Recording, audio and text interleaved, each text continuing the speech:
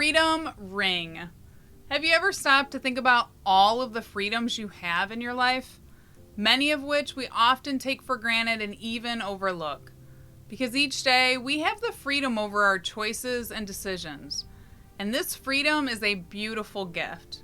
But with that freedom also comes the consequences of the choices we make. And we don't have a choice over these consequences. They're already predetermined. For example, we can choose if we're going to touch a hot stove, but we don't get to choose the consequence that follows, which is getting burnt. It's a natural consequence of our choice. But consider this. The consequences that often cause us pain and harm can actually be a good thing for us. Because when we get burnt, our minds remember that pain, and it often leads us to not want to make that harmful choice again.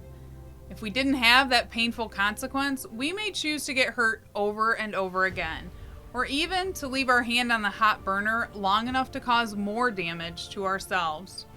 So pain, as much as we don't like it, is a gift that helps us to desire different choices, ones that won't cause us, as well as those around us, further harm and suffering.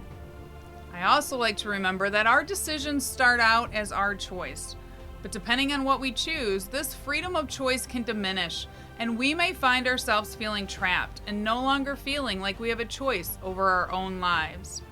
That's how it can become, for example, when people choose to use harmful substances such as drugs and alcohol, or to participate in behaviors that can become addicting, such as gambling. At first, you're choosing to use that substance or participate in that behavior, but eventually, many find that the freedom to choose gets removed, and now they feel like they have to use this substance just to feel normal again, because without it, they feel pain.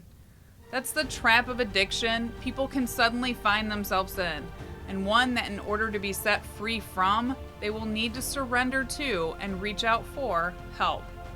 But remember, we all need help in this life of ours in one way or another, and there should be no shame in admitting you need help and reaching out your hand for it. This is actually a sign of strength, and one that we should encourage ourselves and others to do.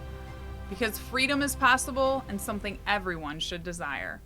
Now that's something to think about, and here's something to smile about. Thanks for joining me today.